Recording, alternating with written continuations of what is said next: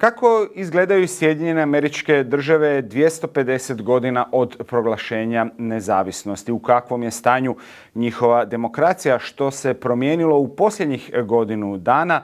Sve su to pitanja koja ćemo postaviti američkim sveučilišnim profesorima i filozofima Višnji i Timu Maudlinu, koji su bili naši prvi ikad gosti na podcastu Ideje HR. Danas ponovno razgovaramo s njima.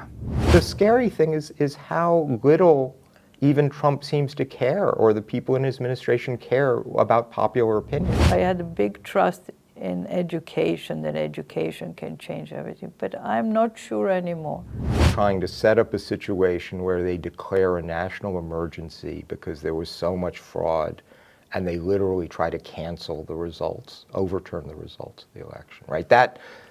That's the nuclear scenario.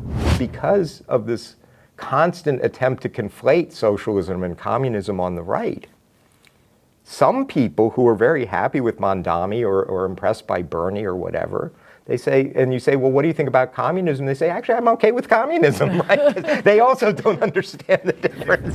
On one hand, I'm afraid of them, but I'm much more afraid of American electorate. Musk, Thiel, Trump, all these people would not have that power if there were not people who go and voted for that. Iza nas je gotovo već polovica mandata Donalda Trumpa, čovjeka koji je promijenio svijet više nego što je itko to mogao očekivati. Promijenio je Sjedinjene Američke Države, neke stvari drukčije su nepovratno, neke su možda neočekivano sačuvane, a neke su i dalje u opasnosti.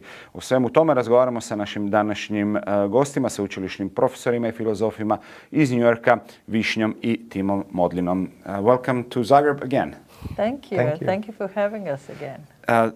250 years from Independence Declaration. How would you describe condition of United States now? Very worrisome. Much more worrisome than ever in my life. I'll just say I'm old enough to remember I was around for the 200th, the bicentennial. And there were problems and political problems and so on as usual, but there was a real celebration of the country, completely politically neutral, just, yes, we fight with each other, but yeah, this time it's completely different. And it's completely different because of the situation and the way everything that Trump is trying to use to center around himself and make himself. And therefore he makes everything controversial. He makes everything a political statement. And it's sad. It's very sad. You wish you could get to the 250th anniversary and again, for all the political differences, people could just come together and celebrate the country, and it's just not happening this time. You don't believe that this year citizens of United States recognize this celebration as something? Well, you can just see it's not my opinion, it's on the ground. He tried to, there was a committee set up, a bipartisan committee through Congress to do the 250th celebrations. And Trump came in and set up his own committee, separate committee. They didn't give the money to the other one. They gave money to his, and then his made everything about him. And then all these artists said, I just don't want to be part of a partisan political rally, right? I'm happy to be part of something that's really celebrating the country. I don't want to be part of something that is very much focused on one political part. So they pretty much dropped out. They have this thing going on the mall now, and nobody's showing up. Very few people show up because it seems only appropriate to show up. Your showing up is like showing support for Trump, not for the country, but for Trump. People in Washington generally don't want to do that. So it's very sad. Vishnya, he even put his face into special edition of passports. Trump is really trying to make, in a way, of some French emperors from history state only about him. That is obvious. And what is interesting is how it's never enough for him. I mean, this is really a cult of personality on his own part about himself. And he actually models himself after Versailles. You see gold everywhere, what he has done to the White House, putting gold everywhere. Now, today, literally today we read, he said he has a present for the 250th anniversary of the United States. He's going to put a gold eagle on the front of the White House. And what we always say, at this point, we cannot even parody. You know, you cannot parody. Comedy is dead because comedy is what we are watching every day. Irony is dead because we are watching it every day. No, it is, look, I came to the United States in '89. And you know, when you come somewhere first time, you have the strongest impression. I mean, they never go away. And that time was Bush Sr. president. And I went to my first election with Clinton and so on, the first experience is how everything works.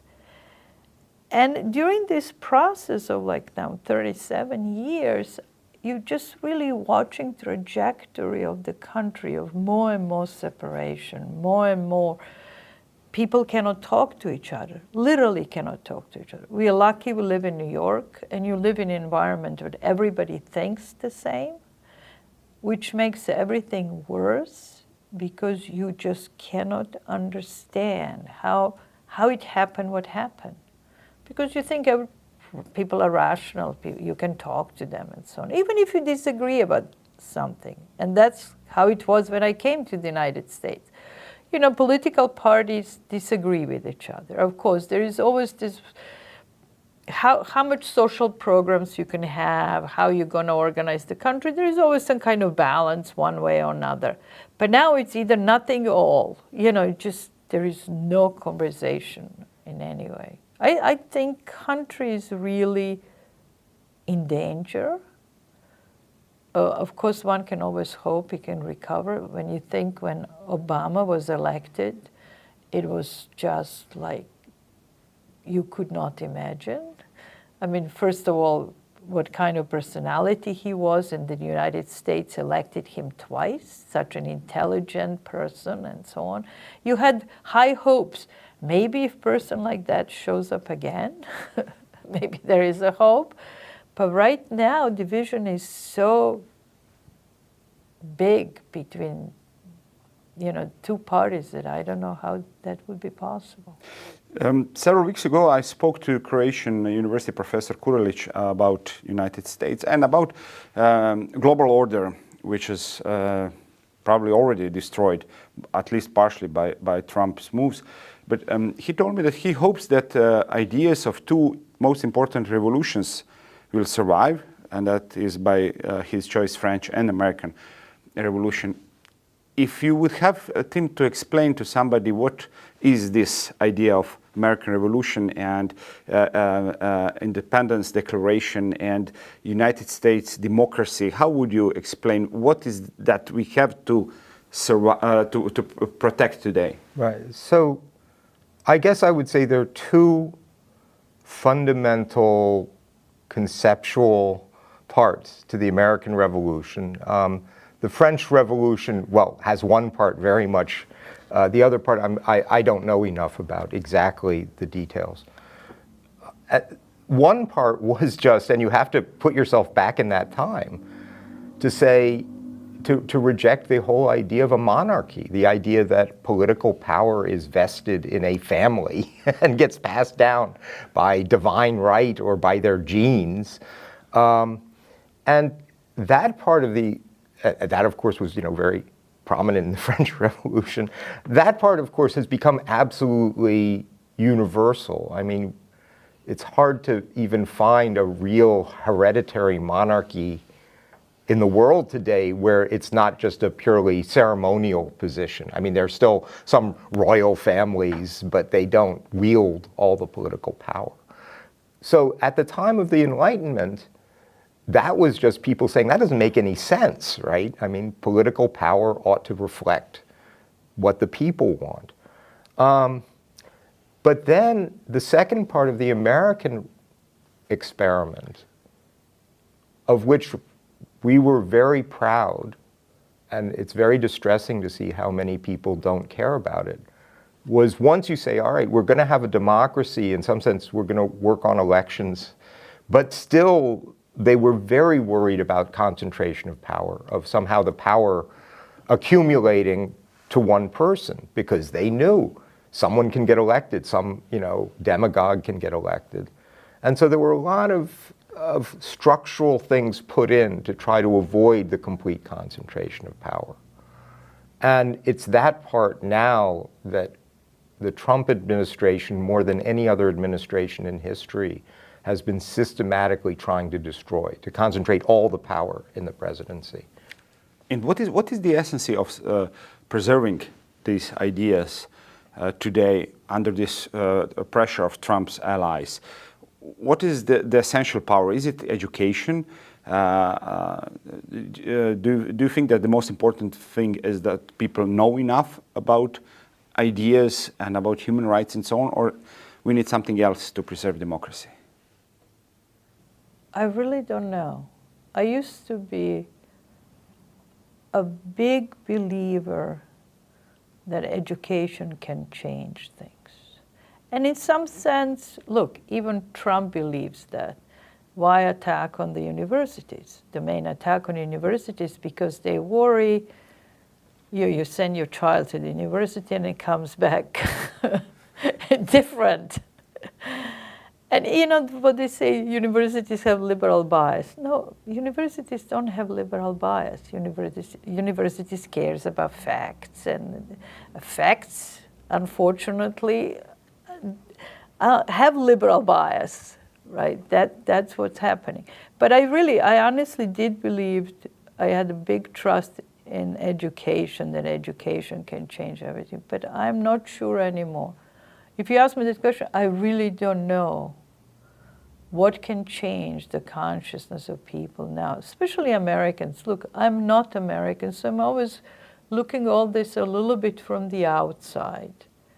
And for me, what was really surprising about all of these things, how easily millions of people were able to give up of their main idea, what Tim was mentioning. Like, think about freedom of speech and all other, what is in core, separation of powers, right? Balance, check and balances.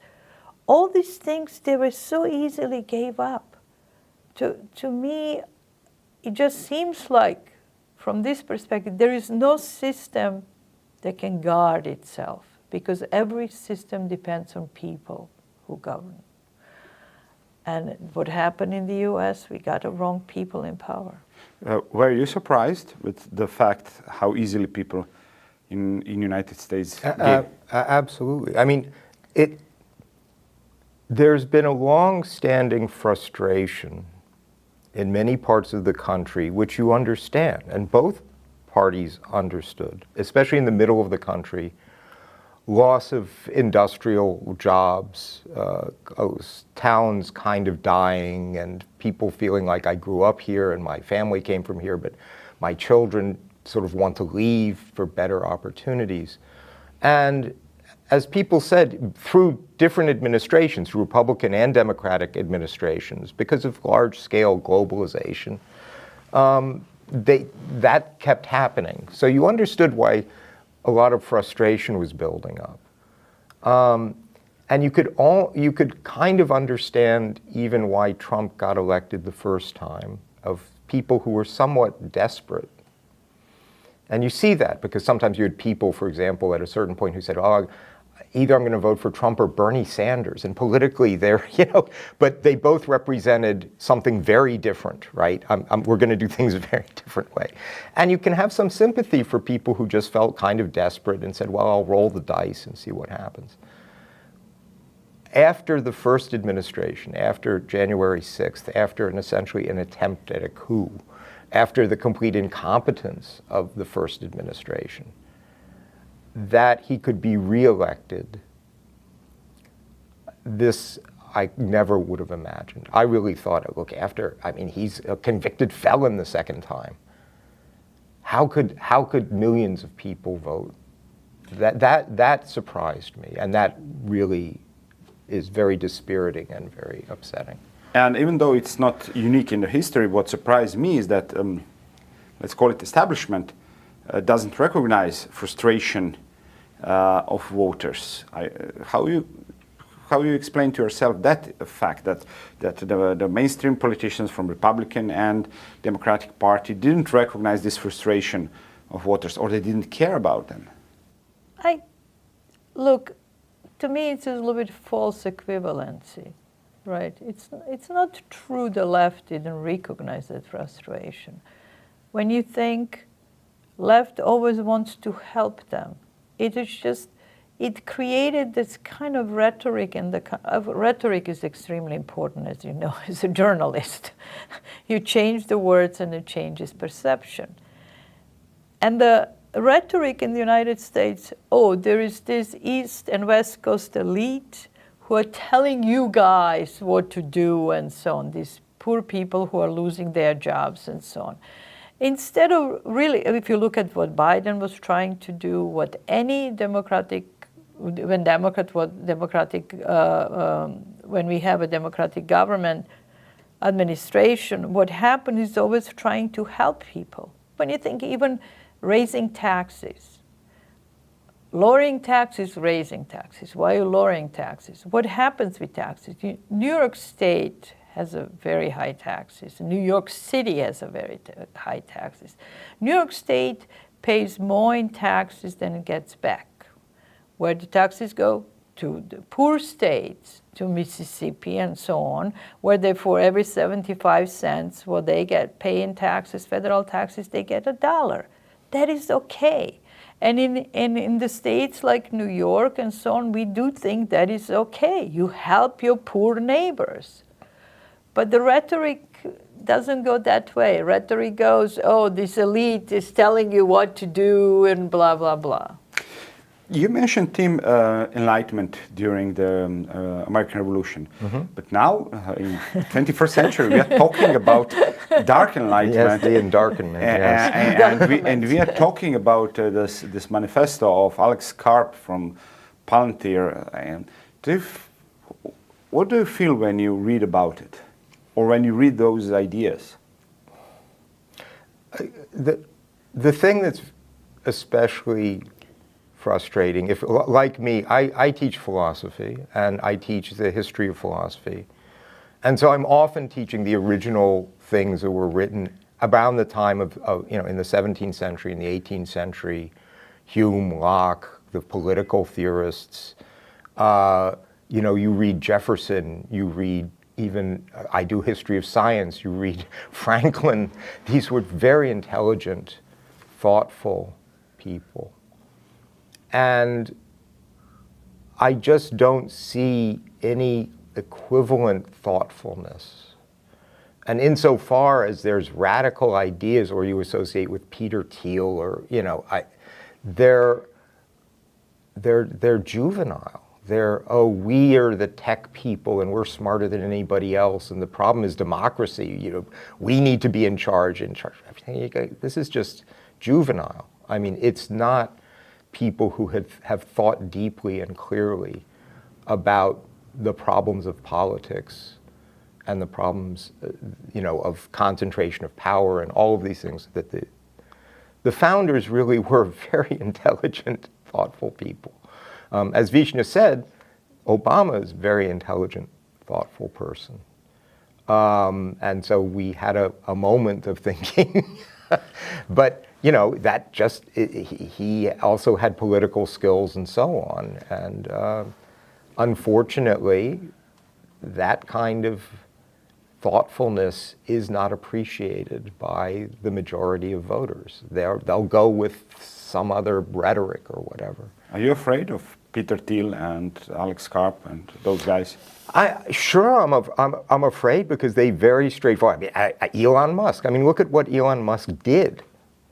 That he managed to get himself into a position where he literally was given a position of political power, went in and just cut absolutely without any thought, any investigation, any care, cut the budgets, cut out USAID, and as people have said, millions of people will die, not Americans in Africa. Millions of people will die because of those cuts. You're cutting support for medicines, for vaccines, for basic things that people need to live.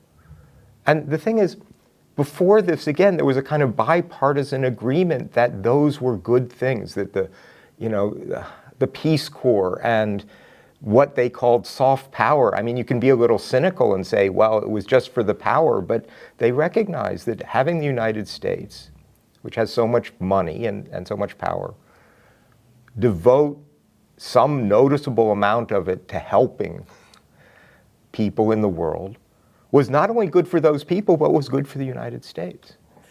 And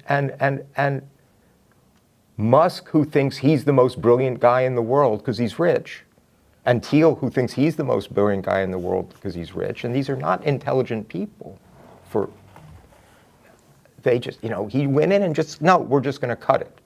Why? So I have to pay less taxes. Like having, $100 billion isn't enough. I need to have $1 trillion.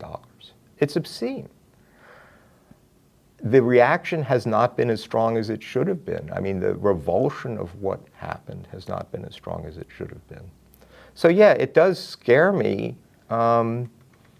They can't directly, they managed to get a certain amount of political power via Trump. And Trump just put billionaires everywhere he could in his administration. It's a kind of plutocracy, right?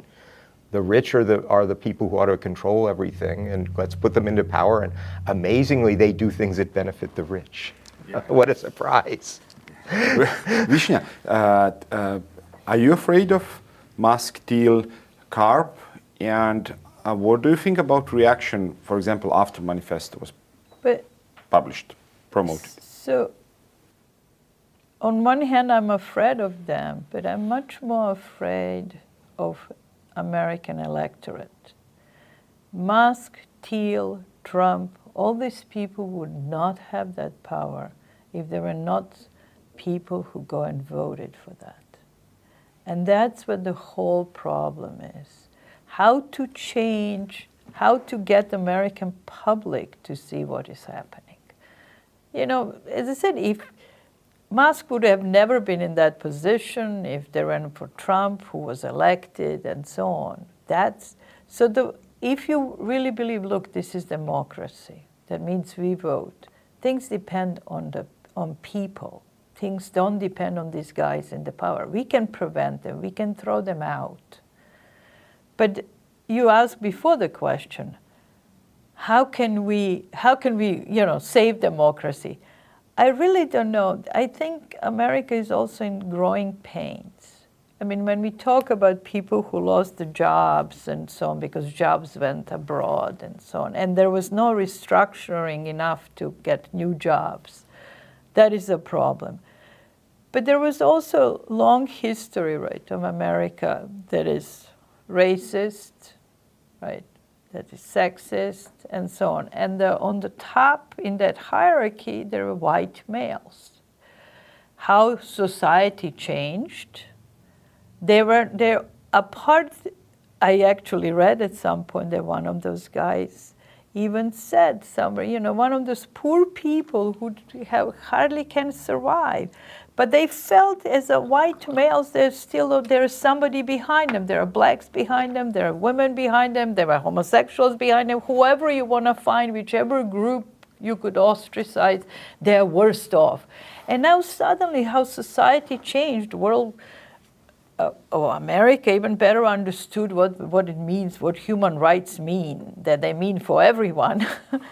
Now these people don't feel anymore like that. So you have this also frustration to which Trump tapped in. You see this machoism everywhere, the way he speaks, the way he behaves, and they really appreciate that. He dares to say what they cannot say, right? Yeah, but do you think there is some point after which he did too much? Tim, for example, this pool story or ballroom story or Minnesota ice story. Do you think that there is a point after which voters will say, whoa, this... Look, certainly, and we know this, you just read the polls, Trump is at his lowest polling ever. Even people who voted for him are very dissatisfied, as you'd expect, because he said, on day one, I'm going to end the war with Ukraine. On day one, I'm going to bring down inflation, blah, blah, blah. Even, the pool, again, of all the things we need to worry about, the reflecting pool is low on the practical list. But it's the perfect metaphor, right? It is the perfect metaphor. He made this huge, grandiose claims about what he was going to do.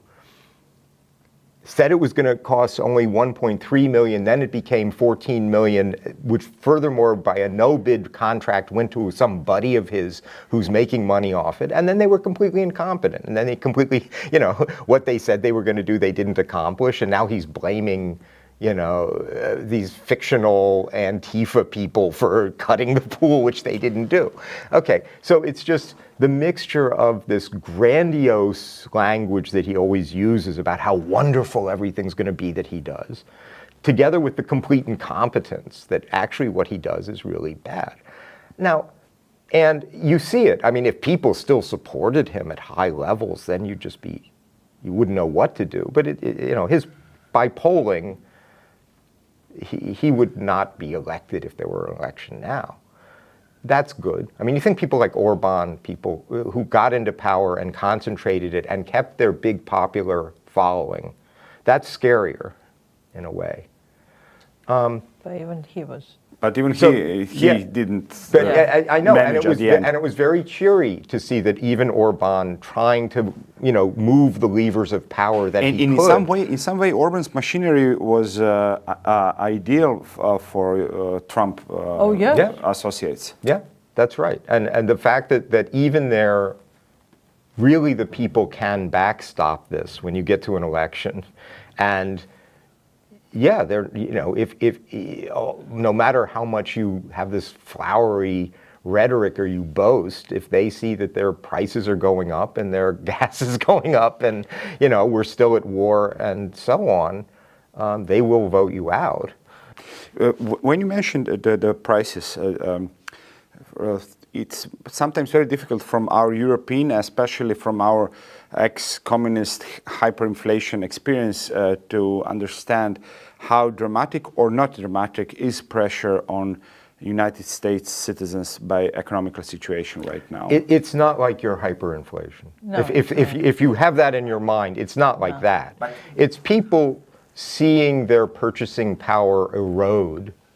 It kind of maybe slowly but steadily, that to the point where they're having to... Do you think that this upsets voters? Yes, sure. It upsets voters, but what is happening, you mentioned pool, you mentioned so many of these different things. What Bannon said at some point, flood the media and flood everything with, I don't want to use the feces, right? And that's exactly what's happening. Every story you mention could have been the end of anyone, except from one day to another, you have something new. Personally, I think where he crossed the line, it's not even economic things and so on, it's Iran's war. When that started, I said that day, that's going to be his end.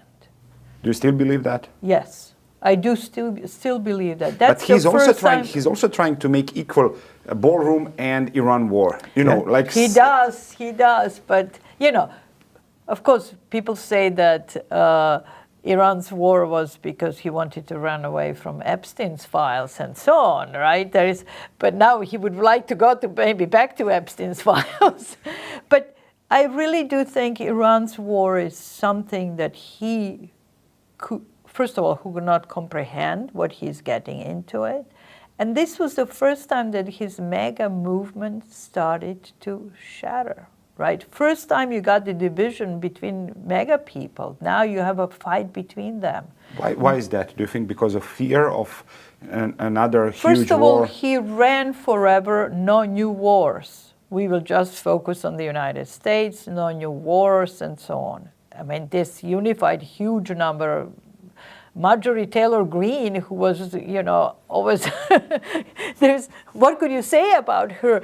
But suddenly she could not swallow that, Iran's war. And the whole idea of paying for that war and so on, it's getting more and more pressure on Pentagon, on everything. And I think that's going to bring his end more than anything else. Do you agree? And how do you think that he can sell to anybody the story that open Hormuz is success, or Hormuz was open before his attack? I don't think he can sell it. I mean, again, you have to. The scary thing, the really scary thing, is the extent to which there are still millions and millions of Trump supporters, where it is a cult of personality, where it doesn't matter what he does, because whatever he does, he'll go out and say how wonderful it is. And no matter how much it's complete nonsense, and there are people who'll just nod because they're invested, they're somehow psychologically, emotionally invested in their support of him, and they'll never give it up. Fortunately, I mean, okay, maybe that's 30%, maybe you can even get it down into the 20s, but that's still millions and millions and millions of people, right? Which is frightening. I don't think he can sell it. Because at the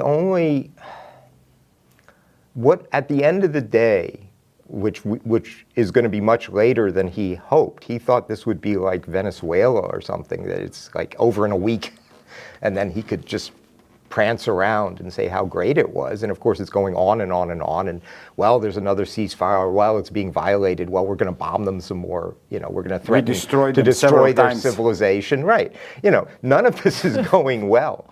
At the end of the day, what can he claim was accomplished? Originally, there was this fantasy, which it seems Netanyahu sold him on, that by killing the top people in Iran, there would then be a popular revolution, that there would be a great uprising because there are dissatisfied people in Iran, right? I mean, there are protesters who didn't like the regime.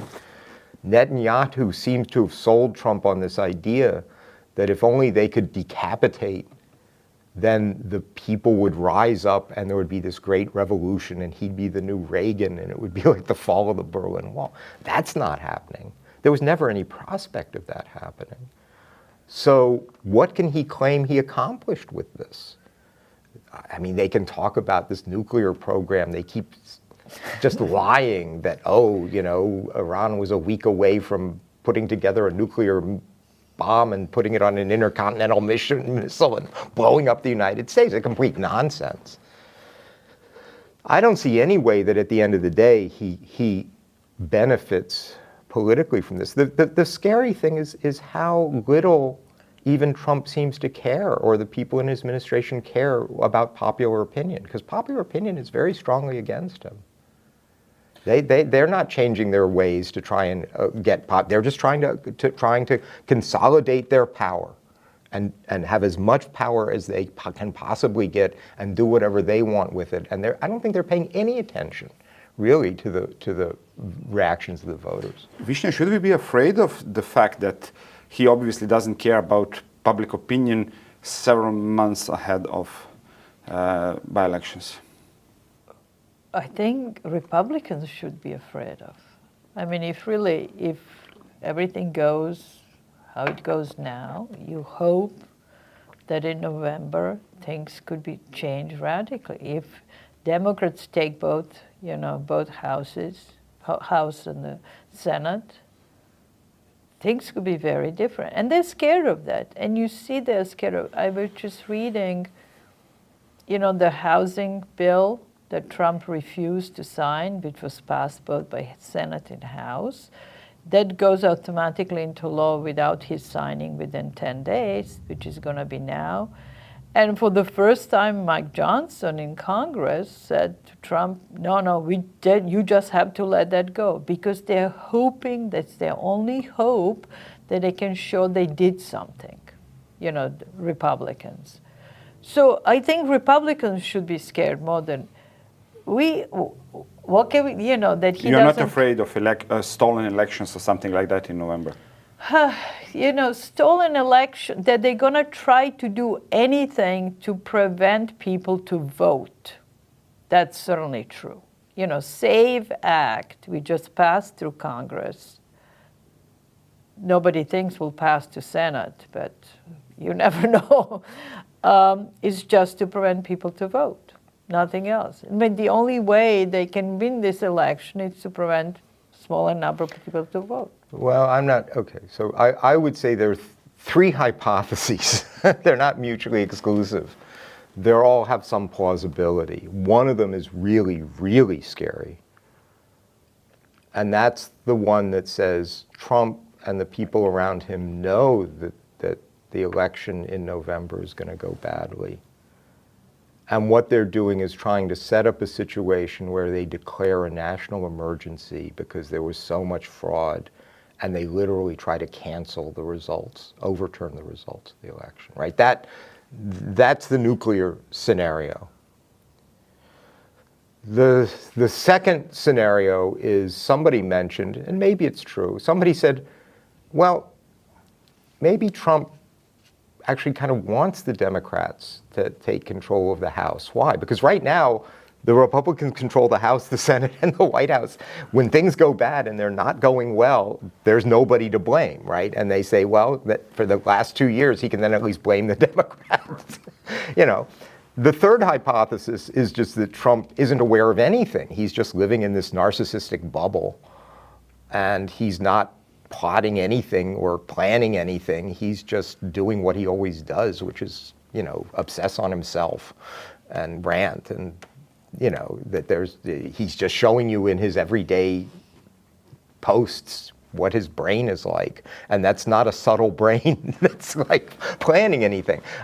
So I think all of those are possible.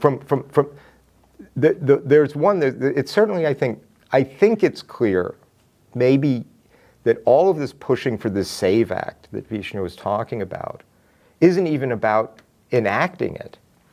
It's about, I think he would actually, in a way, be happier that it's not enacted. Because again, then you can say, see, I told you they were going to steal the election, and because you didn't pass the SAVE Act, they stole the election. And then, it wasn't really that the people came out and voted in all these Democrats. It's because there was all this fraud, and that it helps him to push that story. In fact, if they pass the SAVE Act, it's a bad act, okay? It shouldn't be passed. But I don't know that its impact, it's not as if it were, then all of a sudden the Republicans would win. Just for our viewers, in a few sentences, SAVE Act is changing what? Well, there are several components to it, some of which have nothing to do with anything. I think there's even something about transgender surgery in it, if I remember correctly. But the main things are, it's an attempt to back up this nonsense claim that there is a large amount of illegal voting in the country, right? They've been pushing that. And you see Trump saying nonsense things like, oh, he would win California if there weren't for all this fraud. Now, the Cato Institute, which is as right-wing an institute as there is, did studies about illegal voting. I think since 1980, they found about 100 cases, that have been documented of someone who literally, was a resident alien and didn't have the right to vote, but managed to vote or tried to vote or something like that. I mean, it's a negligible, tiny amount. But what they want to do is play up the idea that there's this huge amount of illegal voting, and that when Democrats win elections, it's not because they elect the legitimate electorate chose them. It's because there was all this cheating and blah, blah, and it's rigged. I mean, this is all that rhetoric. Now, what the SAVE Act does, the two main things it does, one of which is much worse than the other.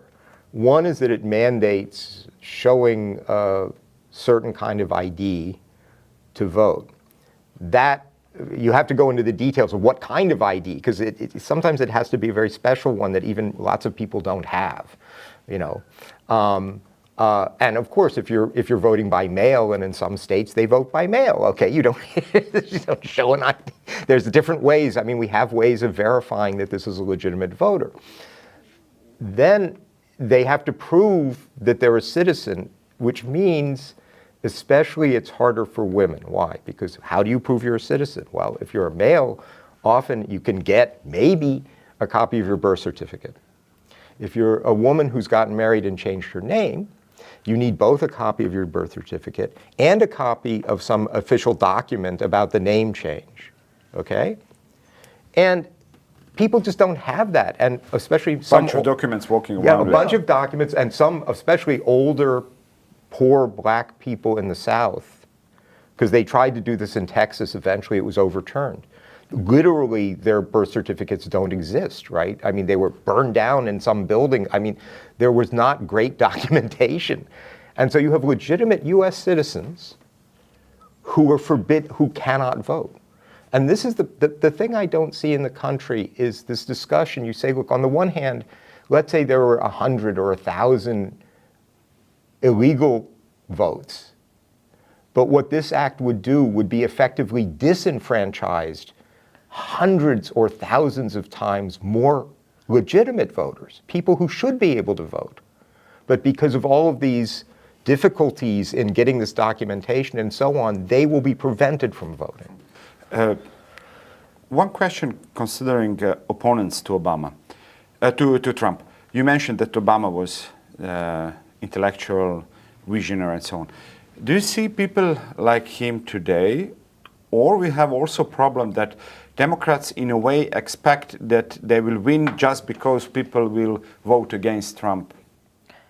I don't see, right now, I don't see a leader in Democratic Party. We just had actually that discussion. We just don't see anyone. Look, Obama also came from nowhere. At that time, on national level at that time. Maybe there is somebody like that. But right now, I don't see a leader in the Democratic Party who could really lead party with these visionary ideas and so on. And you're right. Lots of times, Democrats just count on that you're going to vote against Trump, which seems rational, right? But on long term, it's problematic. But the long term, that's problematic, yes. Yeah, but there are two different issues here you shouldn't combine. Should not mix up two different issues. There are many Democrats who very loudly are saying we can't just run against Trump. Yeah. We can't just run a negative campaign. We need positive ideas. Ideas like what? A wealth tax, right? Like Elizabeth Warren and Bernija Sandersa have been pushing. And California making state education free in community colleges. I mean, these are things that would help middle class and lower middle class people in very substantial ways. So there are a lot of Democrats who think we need a policy platform that's not just no Trump. Then there's a different question, is there a single figure, political figure, who's going to be the leader of this? That it's harder to see. I mean, Mamdani in New York has made it a very visible, popular person who can go out and make the case for these kinds of programs, and also he's implementing things and is being very successful. He can't, of course, run for president. And he's also, I mean, this is New York, okay, so this is really on the leftmost part of the political spectrum that you could get away with in the country. Probably not a good idea at a national level to go that far. But I think there is a lot of understanding in the Democratic Party that they need a positive platform to be out promoting, not just a negative platform. Vishnu, you mentioned also New York several times. Of course, it's your city. But what do you think are the key messages from Mamdani's success? That you can go and have concrete ideas or a concrete plan what to do and try to do it. Of course, it doesn't mean, even in the case of Mamdani, that he's going to succeed with everything. But certainly he's working on it. Some things are already implementing, like freezing the rent control apartments, just started, and so on. So there are certainly certain things he always succeeds. So obviously the message should be, look, let's have an idea. Let's present a clear platform, what we want to achieve. As you said, independently of Trump, of course, you can always run. Mamdani didn't run any anti-Trump anything, right? Zero. He didn't mention Trump. He just ran on certain platform and succeeded. And succeeded in the city, which you have to understand, also has such a varied population. He's a Muslim. There is, 20% of, people who are Jewish who voted for him as well, despite their the rhetoric trying to be, look, if you have a Muslim for a mayor, I used to joke, I'm going to wear now Sharia or something. We're going to have Sharia law and I'm going to wear a hijab or something, because that kind of rhetoric on the right you could hear about Mamdani. Now with this, during primary going 3 of people he supported going through, now the rhetoric on the right is, he's a communist. Now we have to fight against communists, But you see, you can succeed if you have a clear idea what you want to do, what would be better, and try to convince people that would be better for you. How does he change New York? Maybe if you can mention several important programs. I think what he's really trying to do is to help poorer people of New York. New York, as you know, is the city of very rich people and very poor people. And what's interesting about city, everybody has to live together. I mean, it's different than in lots of other cities, especially in the United States, where you can have a complete separation. Oh, this is the neighborhood of rich, this is the neighborhood of poor. In New York, everybody has to survive together. And he's really trying to these people who to afford to live in New York. Like this grocery stores, run city grocery stores, they're going to reduce the prices of food and so on. Rent control freeze it, that's an enormous help. Rent in New York is, you cannot even imagine. When people talk about here is expensive rent or somewhere, anywhere in the world, it's unimaginable in comparison to the United States, to New York. To New York particularly. He's trying to help those people. And free child care. Which is very important for people at the lower end, either single parents or even you have 2 parents, but their jobs don't pay a lot, they both have to work. So child care is a very, very big deal. And one of the first things Mamdani did was say, okay, we're going to have a lot more spots for free child care. That would make just an immediate huge difference to a lot of families. Not the very wealthy families who can afford the fancy places on their own, but the regular. I mean, I also say about Mamdani, I mean, the thing is there are two separate issues here. One is, how did he get elected, right? That's a political question. What was the rhetoric? What did he do? I mean, he certainly didn't play to the base. He went on Fox News and engaged with a big smile on his face. His presentation was great. He really is a very impressive figure when you just look at his interviews. He's upbeat and cheery, and that's all. How do you get the votes? And then the question is, how well is he doing actually making changes that people see in their everyday life?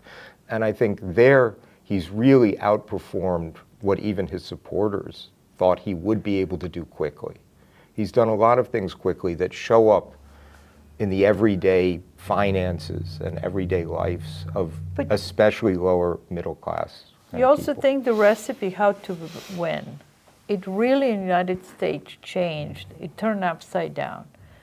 With Reagan, I wasn't there, but with Reagan, what everybody used to say, he was so sunny, so positive about the United States, And now you have completely... Making jokes all the time. Yeah. And now you have complete darkness on Trump's side, right? Nobody, America was a I don't want to even say what, before he became in power, and just making this kind of darkness. And Mamdani is now, more like a Reagan side, right? Sunny personality. Look, we can work on our country. We can do something. We can be better. But also, Tim, another issue, Vishnu already mentioned this communist issue. Many topics on which Mamdani is focused are mainstream in Europe. Yeah. But in United States, for decades, they were presented as a socialism, even communism. Mm-hmm. So were you surprised that he succeeded, even though that he was publicly promoting them? And what do you think will happen now after he is again targeted as a communist? So, yeah, I mean, you're getting a kind of karmic revenge of this ridiculous rhetoric, one hopes. So, first, yes, in the United States, on the right, they don't even make a distinction between socialism and communism, right? And you say, wait a minute, are you suggesting Mamdani wants the means of production to be owned by the state, right? And have, central economic planning and so on? No, that's not. It's been helped a bit by the popularity of Bernija Sandersa, who has been a explicit democratic socialist. He wasn't even a member of the Democratic Party. And I think more people understand and that their policies of wealth redistribution, which is a different thing than how you produce the wealth in the first place, right? How does it get distributed through taxes? And they're socialist, right? They're saying the rich have too much. They have way more than they should have, which you can't look at the numbers and not say, because this is worse than the Gilded Age. They've managed to accumulate way too much wealth. And if someone says, like Elizabeth Warren or so on, we need a wealth tax, we need to take some of that and put it to work for the good of the community. Now, again, that's socialism, fine. It's not communism. It sure isn't communism. Now, the funny thing that's happening is that because of this constant attempt to conflate socialism and communism on the right, some people who are very happy with Mamdani or impressed by Bernie or whatever, they say, and you say, well, what do you think about communism? They say, actually, I'm okay with communism, right? They also don't understand the difference. So, I'm not sure that this, throwing the word communism around, it's been done in such a ridiculous way, and I think eventually it's just losing its power, I hope. At the end, just once more mentioning this scenario, you spoke about the scenario of some kind of fake-produced crisis to block the elections. So, considering that scenario, are you optimistic or pessimistic toward autumn? I do not think that's going to happen, but I'm not nearly as sure that it's not going to happen as I feel comfortable with. I mean, even if you say there's a 5% chance, it's too much. It's too much. It's too much. I wouldn't put it at a very high chance, largely because the Trump administration and Trump himself are just wildly incompetent. They can't do anything. They just, I don't think, I kind of doubt they'll really try it.